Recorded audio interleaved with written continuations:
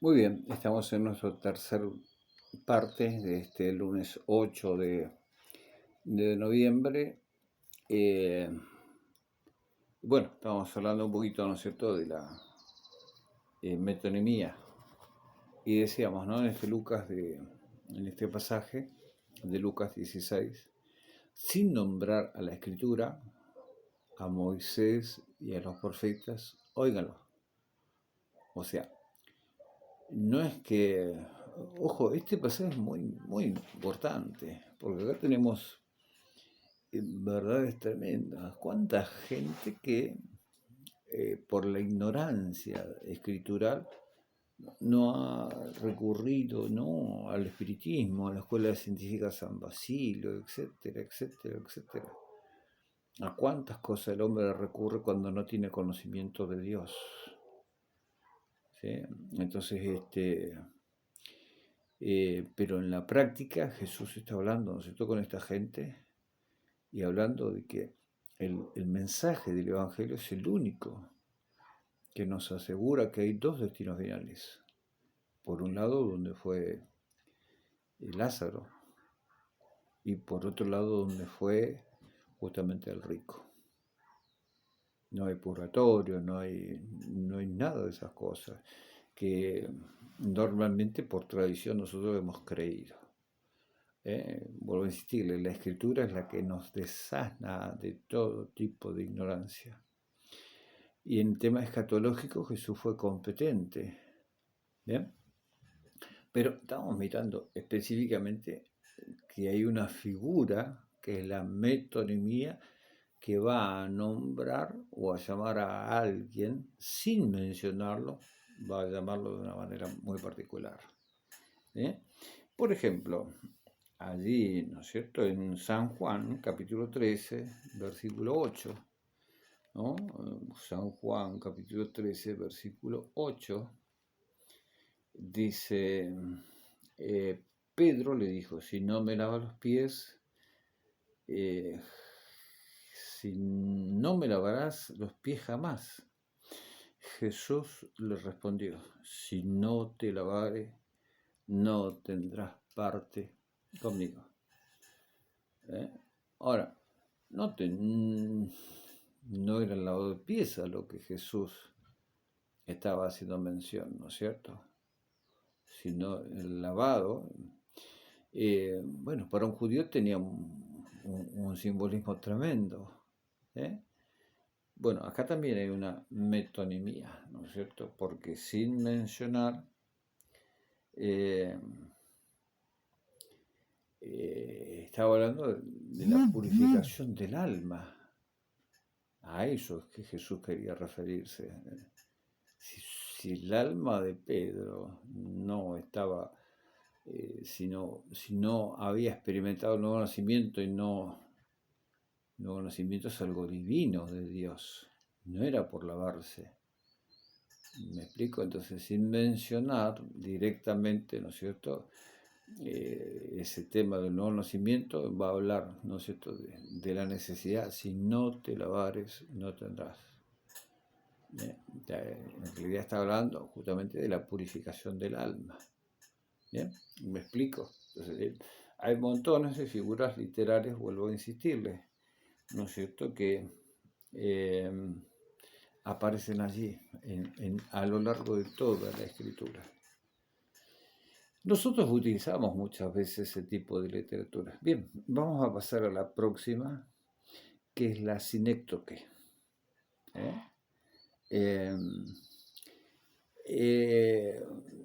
Y la idea es que la parte que se menciona representa a todos. A ver, allí aparece el primer ejemplo en el Salmo 16:9. 16:9. Vamos a mirarlo. Esto creo que sería mucho más interesante hacerlo en forma presencial. Bueno, pero si Dios quiere el año que viene, si las cosas mejoran, quizás volvamos a tener la bendición de las clases presenciales. Salmo, dijimos, 16:9. Salmo 16:9. Se alegró por tanto mi corazón y se gozó mi alma.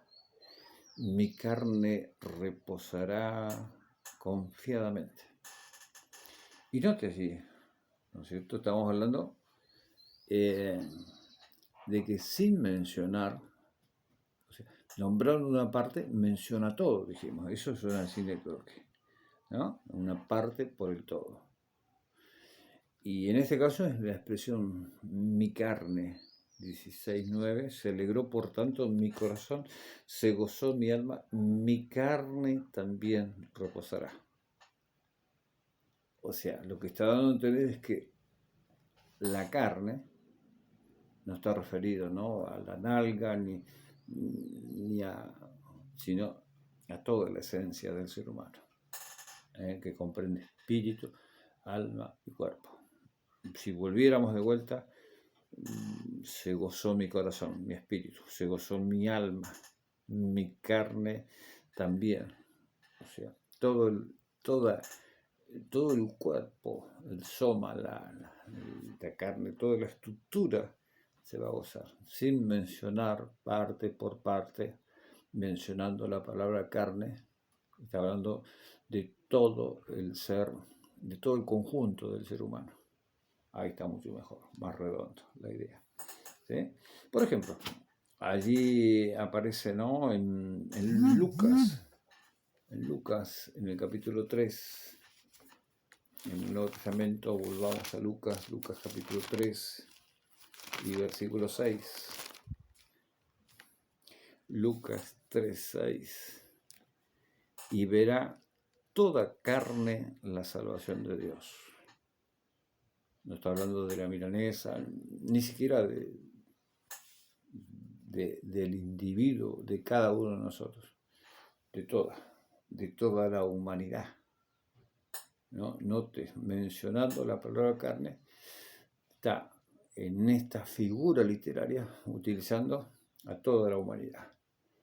Vuelvo a insistirle, por eso es necesario interpretar, porque el alcance de esta palabra, de este pasaje en particular, de un alcance que hoy estamos vislumbrando.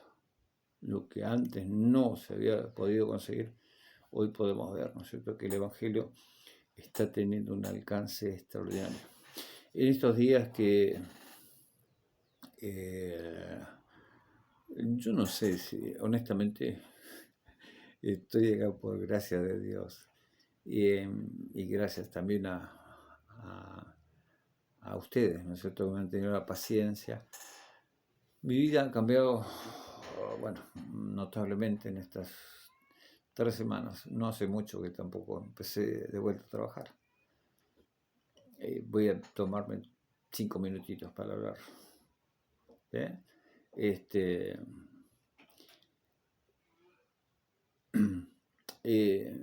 Nosotros vivíamos de una actividad comercial. A causa de la pandemia, literalmente nos fundimos, ya veníamos mal, y la pandemia nos terminó dejando, discúlpeme, patas para arriba.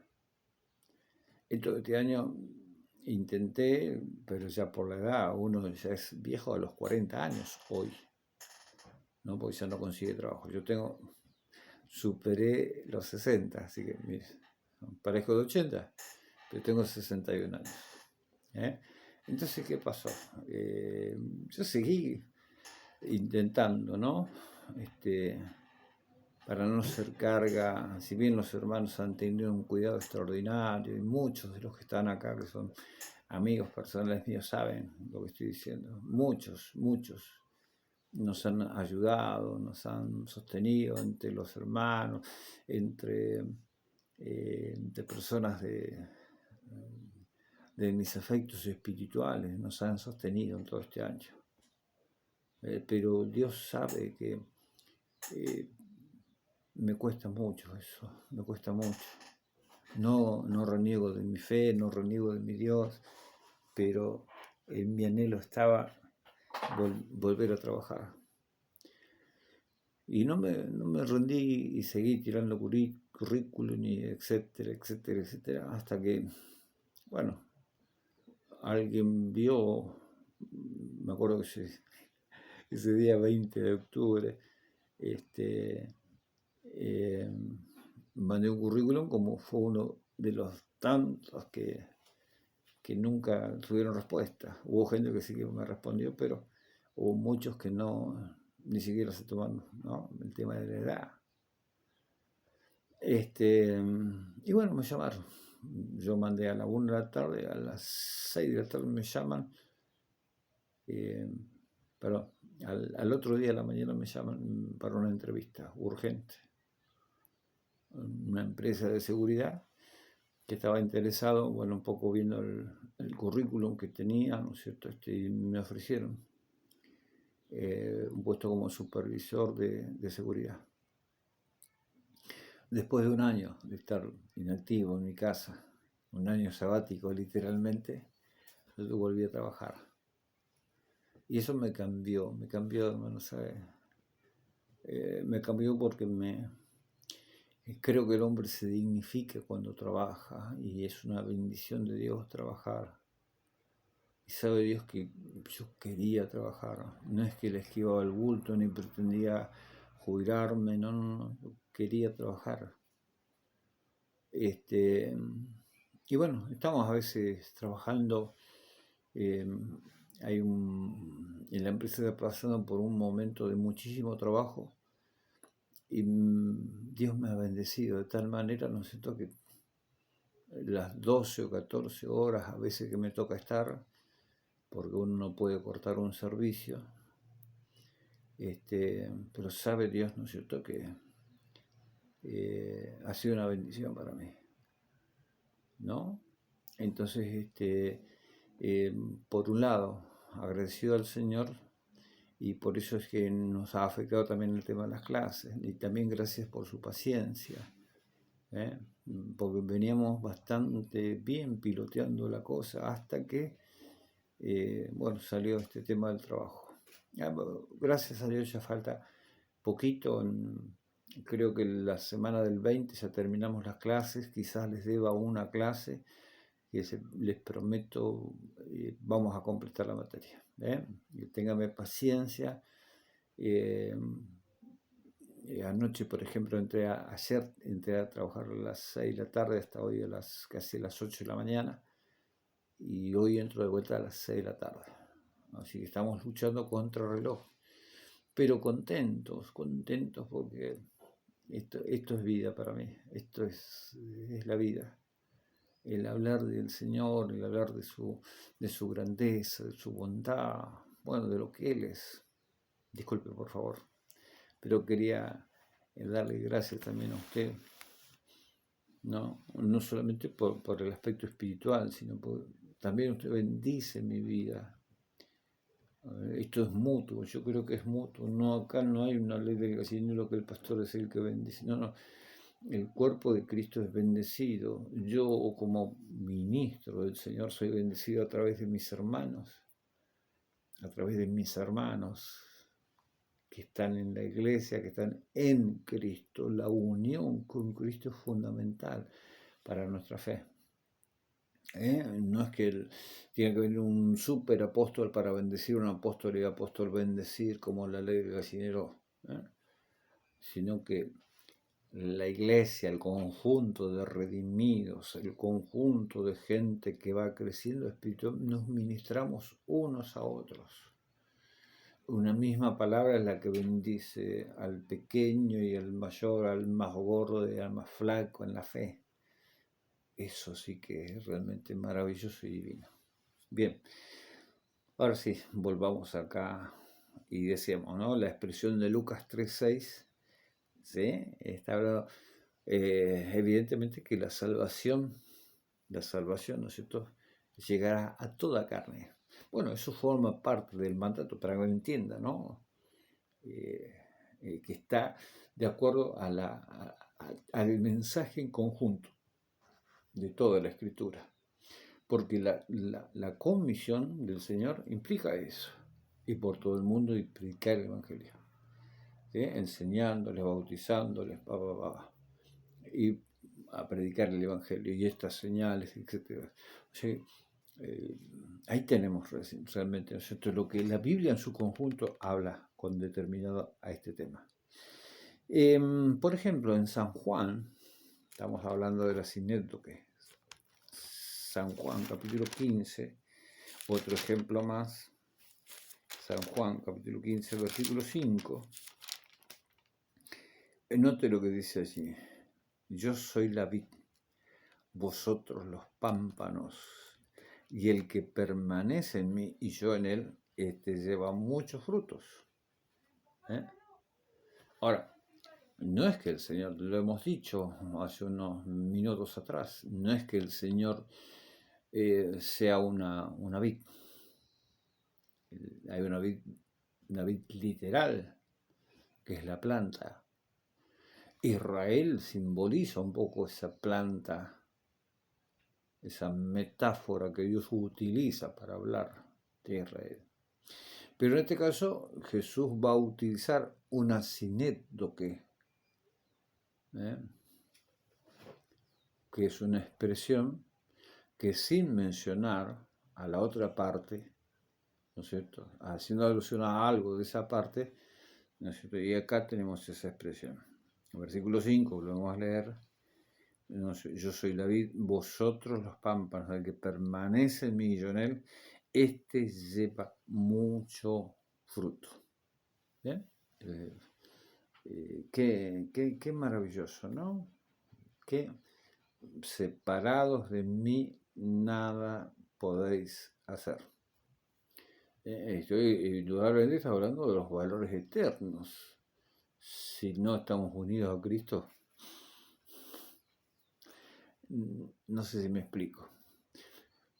Tenemos que permanecer en Él. No es en la iglesia, no es en la iglesia de los santos de Zárate, ni en la iglesia de los santos de Marcos Paz, ni es en la iglesia de Guillermo, ni es en la iglesia de Raúl, ni es en la iglesia de Rubén, ni es en la iglesia de... ¿no? En Cristo. La unión con Cristo es fundamental para nuestra vida cristiana. El próximo ejemplo que quiero ponerles, ¿no?, aparece allí en 1 Corintios 11, 27. ¿Bien? A ver, 1 Corintios, buen pasaje, ¿no? 1 Corintios 11, 27, de manera que cualquiera que coma este pan o beba esta copa del Señor indignamente será culpado del cuerpo y de la sangre. Y acá hay otra figura literaria, mal entendida muchísimas veces por la Iglesia. Yo creo que ninguno de nosotros somos dignos, y por más que yo me abstuviera de mis pensamientos, evidentemente nosotros, que hay una diferencia entre lo que fue mi vida natural y desde que conocí a Cristo y mi madurez espiritual. Pero aún dentro de nuestras vidas, si somos maduros espiritualmente, no vamos a dar cuenta, ¿no?, que la fragilidad. Bien decía el apóstol Pablo, ¿no?, que Dios puso en vasos de barro este tesoro tan grande, para que la gloria sea de Él. Entonces, y acá vemos, ¿no es cierto?, que la mala interpretación de este pasaje ha llevado a que nosotros juzguemos quién tiene que tomar y quién no es digno de tomar la cena. Y honestamente, los corintios eran bastante parecidos a nosotros, Sin embargo, mire que había casos graves allí, ¿Se acuerdan? La epístola de Corintios, estamos en Corintios. Había gente carnal, había gente espiritual, había gente natural dentro de la iglesia, capítulo 1, capítulo 2, capítulo 3. Había gente, bueno, dentro de la iglesia, porque está hablando de dentro de la iglesia, los problemas que existían, gente que estaba en fornicación, gente que, bueno, estaba